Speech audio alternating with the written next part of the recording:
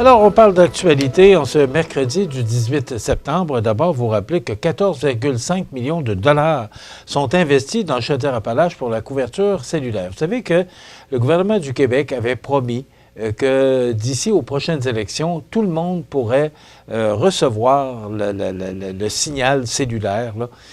C'est difficile à comprendre qu'en 2024, là, que tout le monde ne soit pas capable de pouvoir avoir un cellulaire, surtout dans des zones plus difficiles où, vous savez, on ne sait jamais quand est-ce qu'on a besoin d'appeler des secours.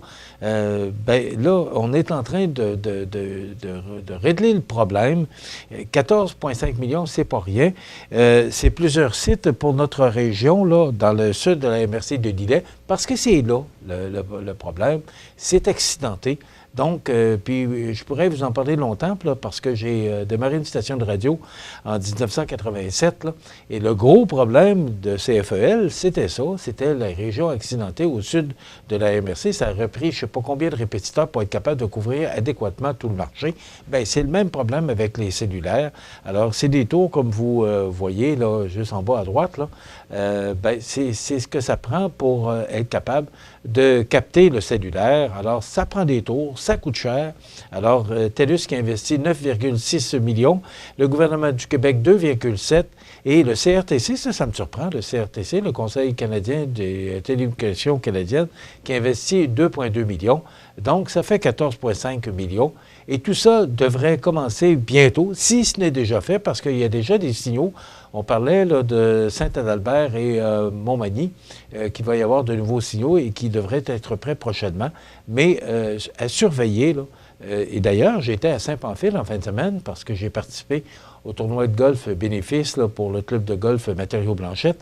Et je vous dirais que c'est arrivé une fois où j'ai eu de la difficulté à capter sur mon cellulaire parce que la majeure partie du terrain de golf Matériaux Blanchette, là, le cellulaire entre très bien.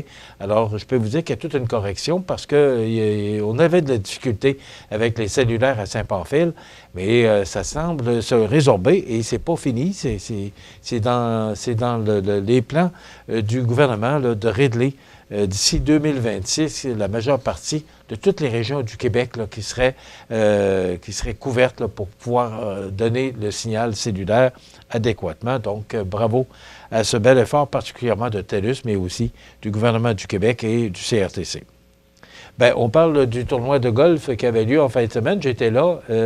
Ça m'a permis de rencontrer un paquet de gens avec qui j'ai toujours le plaisir de travailler ou de collaborer. Alors, ces gens-là, il y avait 128 joueurs qui étaient là en fin de semaine pour d'abord aider le club à pouvoir se munir de nouveaux équipements, là, pouvoir rafraîchir ces équipements, mais aussi assurer la pérennité de ce magnifique club de golf. Et je vous le dis, là, c'est un beau club de golf.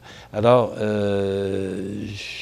on ne peut pas faire autrement que d'embarquer dans cette campagne de financement parce que, d'abord, les employés du club de golf qui ont mis beaucoup d'efforts là-dedans, mais aussi les 4 élus, là, Mario Leblanc, qui est le maire de Saint-Pamphile, également Normand Caron, qui est préfet de la MRC de Lillet d'abord, parce que c'était un président d'honneur, donc comme c'était le maire de Saint-Pamphile qui était l'autre parce que c'est son club de golf, bien, M. Normand Caron était là à titre de préfet de la MRC, mais il est aussi maire de Saint-Jean-Port-Joli. Et lui aussi a un beau club de golf à Saint-Jean-Port-Joli.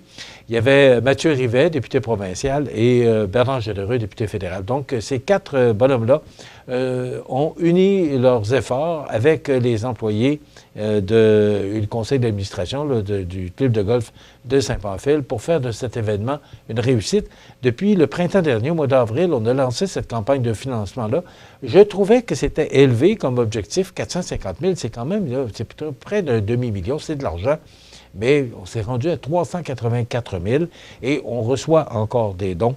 Alors, cette région-là de Saint-Pamphile, et je sais qu'il y a beaucoup de gens qui nous regardent de Saint-Pamphile aujourd'hui, je vous trouve et je vous félicite pour votre dynamisme. À chaque fois que je vais là, et je sais que j'y vais souvent, d'ailleurs, on sera là aujourd'hui, il y a une conférence de presse là, pour le transport collectif.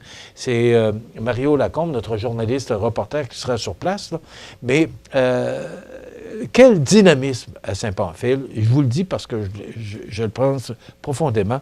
Bien, là, je ne sais pas, puis comme vous pouvez voir, bien, les gens sont là pour vous soutenir dans votre dynamisme et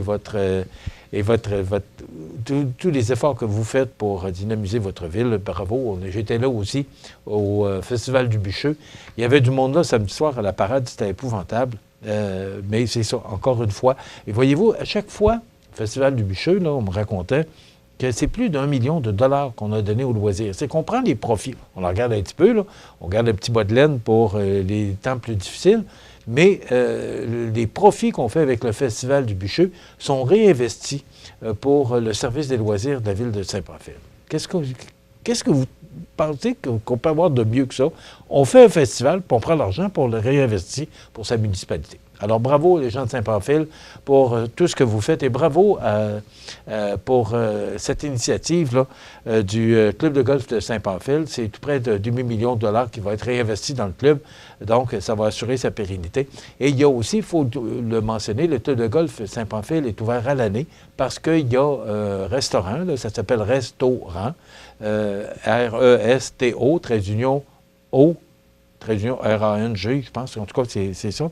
Ce sont des gens qui s'occupent de la cuisine du Club de golf de Saint-Pamphile. C'est un relais pour la motoneige. Donc, le Club de golf de Saint-Pamphile, ça lui permet d'aller chercher de l'argent, ce qu'on ne peut pas faire avec Montmagny et avec Saint-Jean-Port-Joli. Et je ne pense pas que Saint-Pancôme soit également là, ce genre de site là, pour l'hiver. Alors, c'est de l'argent qui rentre en supplémentaire pour le Club de golf de Saint-Pamphile. On a essayé à Montmagny de le faire, mais c'est trop compliqué. Du moins, c'est ce que Christian Dionne m'a expliqué. Bon, OK. Ça passe vite, 5 minutes. On dit que Justin Trudeau avait la gueule de bois. Moi, écoutez, puis je vous dis ça, là, vraiment comme je le pense, en voyant les résultats de l'élection à Montréal, là, la salle Villemort, Verdun. Voilà, c'est comme ça que ça s'appelle. Avant ça, me semble que c'était Villemort, là, mais ça change.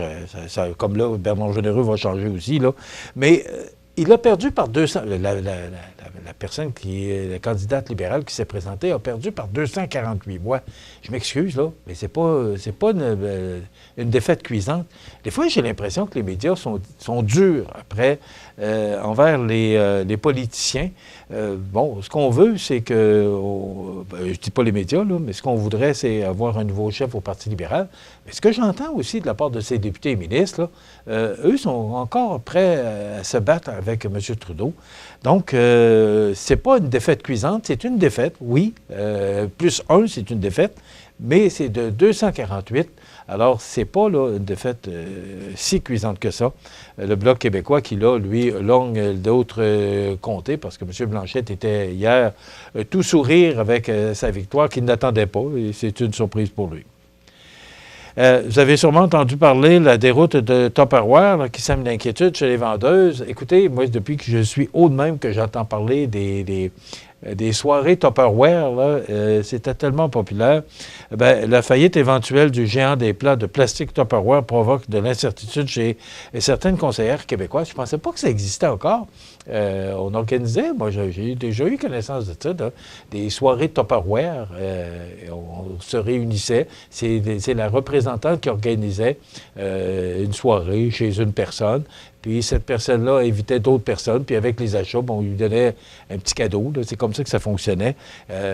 Écoutez, Tupperware, ça fait des années que ça existe. Je suis un peu surpris de voir cette belle entreprise américaine-là qui commence à songer, des conseillères québécoises qui commencent à changer et peut-être à se trouver une autre source de revenus, là.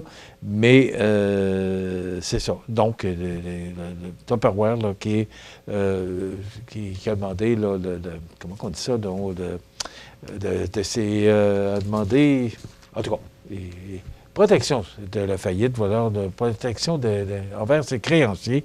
Je cherche toujours des fois le mot exact là, pour bien vous informer. C'est une entreprise qui est là depuis longue date. La Ligue de hockey junior majeur, Mario Cicchini, qui est maintenant le président de la Ligue de hockey junior maritime du Québec. Avant ça, c'était junior majeur du Québec. Maintenant, c'est junior maritime du Québec qui, après le règlement sévère sur les bagarres, eh bien maintenant veut dicter le ton avec un calendrier allégé dans le but de réduire les déplacements et permettre aux joueurs de se concentrer sur leurs études. Mais quelle belle initiative! On ne peut que saluer la décision du président ou le commissaire de la Ligue de hockey junior maritime du Québec, Mario Cicchini. C'est annoncé lors d'un point de presse du lancement de la saison 2024-2025. C'était hier le lancement de la saison. Donc, une belle initiative. Vous savez, la carrière, oui, c'est vrai, ils sont payés cher, là, les joueurs de hockey, mais la carrière est assez courte. Là, il y a notre ami Crosby là, qui vient de signer une entente de 2 ans pour 8,7 millions. Ça représente, ou ça représenterait 8,7 millions par année pendant 2 ans. Donc, ils sont bien payés, mais la saison, pas la saison, mais la carrière est courte au hockey. Et c'est pas, il y a tout près de 800 joueurs, là, qui jouent dans la Ligue nationale, donc beaucoup d'appelés, peu d'élus. Alors, c'est quand même important que les joueurs puissent finir leurs études et de plus en plus de joueurs terminent leurs études. Je vous rappelle, NASCAR en fin de semaine, cette belle activité là, qui se déroule samedi et dimanche. Il me semble que j'aurais pensé qu'on aurait entendu parler de plus que ça en ville. Beaucoup de gens ne sont même pas au courant que NASCAR Canada vient à Montmagny. Et si vous avez entendu Raphaël tout à l'heure dans l'entrevue qui disait qu'il y a beaucoup de villes qui auraient aimé avoir le circuit NASCAR chez eux. Nous, on l'a. Il me semble qu'on n'entend pas parler. C'est quand même un événement majeur, là. C'est le championnat. On va connaître le champion 2024 et ça va se faire chez nous, à Montmagny. Il me semble qu'on n'entend pas parler. En tout cas, nous, on en parle. C'est ça qui est important. Ben voilà, ça complète notre émission de ce mercredi. Dans quelques instants, on vous présente un avis de décès. Je vous souhaite de passer une excellente journée. On annonce encore du beau temps. Profitez-en parce que demain, ça va rafraîchir. Bonne journée demain.